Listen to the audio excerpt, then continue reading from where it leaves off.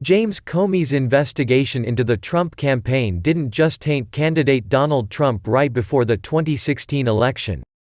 Comey's exploitation of powerful surveillance tools to entrap Trump campaign aides didn't just violate U.S. law or agency protocol. Nor did Comey just almost destroy the lives of Carter Page, Lieutenant General Michael Flynn, and George Papadopoulos among others.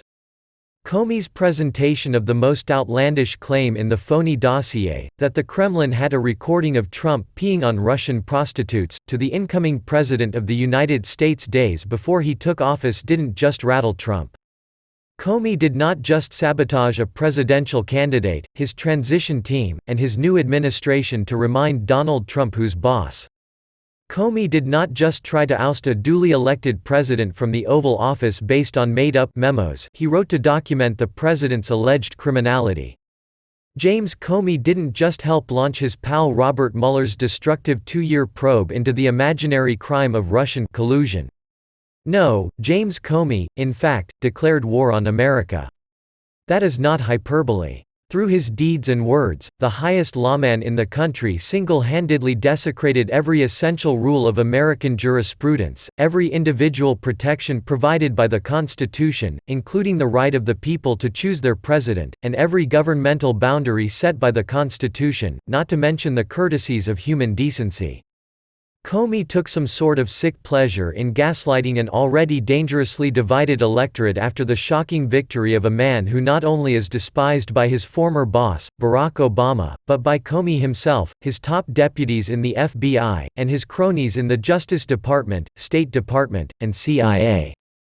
Comey betrayed the long-standing trust the American people have in our nation's most powerful law enforcement agency to feed his insatiable ego. He disguised his megalomania as patriotism. James Comey, a man sworn to uphold the law, is an inveterate liar. He lied to a secret court, a body created for the sole purpose of catching foreign terrorists who threaten national security. He lied to Congress when he refused to notify top lawmakers that his FBI initiated an unprecedented investigation into a rival presidential campaign. When interviewed by House Republicans last year, Comey refused to answer questions more than 200 times. James Comey lied to the news media in order to conceal his malfeasance. He lied to the American people time and again, even suggesting the president they elected might be an agent of Russia. He accused Carter Page, a Naval Academy graduate and longtime source for the U.S. government, of acting as an agent of a foreign power, essentially a traitor. Another lie. James Comey said his FBI didn't spy on the Trump campaign, they did. After Inspector General Michael Horowitz released his lengthy report on Monday, Comey declared exoneration and tweeted that there was no spying on the campaign. But the report clearly confirmed that Comey's FBI used confidential human sources and unidentified employees, spies, to make contact with several Trump campaign aides. All of the spies were monitored by the FBI.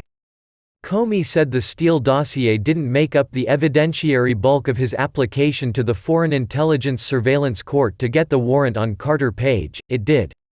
He said he didn't know that the Democrats and Hillary Clinton campaign paid for the dossier, he did. He swore, under penalty of perjury, that the facts contained in his FISA pleading were true, they were not. Comey said that a mysterious professor who met with George Papadopoulos in early 2016 was a Russian agent, he is not. Comey told President Trump that he wasn't under investigation, he was. He said he didn't tell President Obama about his probe into the Trump campaign, he did. In a public forum last year, Comey gloated about how he ambushed Mike Flynn, a 3-star general, who had just started his job as Trump's national security advisor. In the George W. Bush administration or the Obama administration, if the FBI wanted to send agents into the White House itself to interview a senior official, you would work through the White House counsel, there would be discussions and approvals and who would be there. And I thought, it's early enough, let's just send a couple guys over. Comey continued to brag to MSNBC's Nicole Wallace. We placed a call to Flynn, said, "Hey, we're sending a couple of guys over, hope you'll talk to them." He said, "Sure, nobody else was there." They interviewed him in a conference room in the White House Situation Room and he lied to them. Comey also admitted he didn't tell Flynn what his agents wanted to discuss. He documented his private discussions with President Trump and then claimed his notes were personal. They were not. In fact, the Justice Department Inspector General concluded some of Comey's memos contained classified information and that he potentially committed 3 felonies by mishandling what are considered government documents, not Dear Diary entries. The Inspector General blasted Comey in a separate report last summer. By not safeguarding sensitive information obtained during the course of his FBI employment, and by using it to create public pressure for official action, Comey set a dangerous example for the over 35,000 current FBI employees, who similarly have access to or knowledge of non-public information, Michael Horowitz wrote. Were current or former FBI employees to follow the former director's example and disclose sensitive information in service of their own strongly held personal convictions, the FBI would be unable to dispatch its law enforcement duties properly. Comey leaked damaging details of his memos to the New York Times in order to prompt the special counsel investigation into the Trump White House in hopes of removing Trump from office. Comey portrays himself as a victim of Donald Trump. He is not. Comey is making at least $100,000 per speaking appearance to spew his contempt for the president and his supporters while reminding everyone what a true patriot he is. He's authored a best-selling memoir, landed a gig as a contributor for The Washington Post, and is the hero in an upcoming Hollywood miniseries about him. We will never know the full extent of the damage that James Comey has inflicted on our country. The amount of time, resources, focus, political capital, and tax dollars that have been wasted on Comey's, and Obama's, personal grudge against Donald Trump will never be fully tallied. Not to mention how he vilified and bankrupted innocent individuals ensnared in his vengeful crusade. During Wednesday's hearing, several senators from both sides of the aisle voiced their distrust of the FISA process, probably an overdue reaction, but nonetheless prompted by Comey's egregious and intentional abuse of that government tool. Social media is flooded with regular Americans expressing their newfound distrust of the FBI. Michael Horowitz repeatedly confirmed during Wednesday's hearing that his report, contrary to Democratic talking points, did not vindicate Comey and his FBI. Former federal prosecutor Andrew McCarthy went a step further.